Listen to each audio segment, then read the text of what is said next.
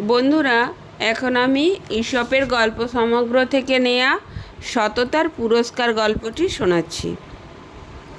কোনো এক সময় এক গ্রামে একজন কাঠুরে বাস করত। সে ছিল খুব গরিব, কিন্তু ভগবানের ওপর ছিল তার অগাধ বিশ্বাস। সেই জন্য সে কোনো অন্যায় বা পাপ কাজ করত না। একদিন জঙ্গলে গিয়ে সে কাঠ কাটছিল। পাশেই ছিল একটা ছোট্ট নদী। কাজ করতে করতে হঠাৎ তার কুড়ুলটা জলের মধ্যে পড়ে গেল। বেচারি কাঠুরে তখন খুব দুঃখ পেয়ে কাঁদতে শুরু করলো। তাকে ওইভাবে কাঁদতে দেখে জলদেবতার খুব দয়া হলো। হঠাৎ তিনি তার সামনে হাজির হয়ে তাকে জিজ্ঞাসা করলেন, তুমি এত করুণভাবে কাঁদছো কেন? তোমার কি হয়েছে? কাঠুরে তখন তাকে সমস্ত ব্যাপারটা খুলে বলল। জলদেবতা সঙ্গে সঙ্গে গভীর জলে ঝাঁপ দিলেন এবং কয়েক মুহূর্তের পরে উঠে এলেন একটা সোনার কুড়ুল হাতে নিয়ে। জিজ্ঞাসা করলেন, এই কুড়ুলটা তার কি না? কাঠুরে বলল, ওটা তার নিজের নয়।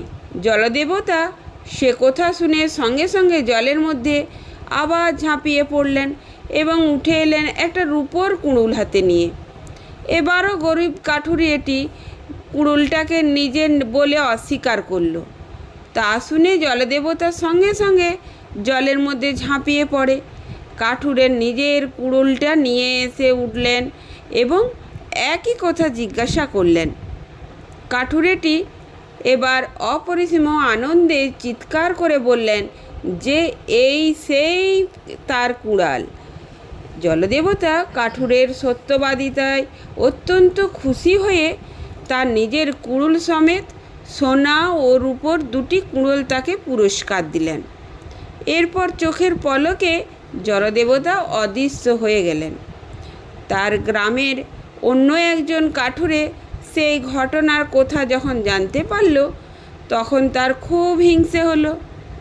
সেও গেল সেই জঙ্গলে কাঠ কাটতে। কিছুক্ষণ কাঠ কাটার পর সে ইচ্ছে করেই কুড়ুলটাকে জলের মধ্যে ফেলে দিল। অত্যন্ত করুণ স্বরে কাঁদার ভান করতে লাগলো। জলদেবতা সঙ্গে সঙ্গে একটা সোনার কুড়ুল নিয়ে জল থেকে উঠে এলেন এবং জানতে চাইলেন সেটা তার কি না।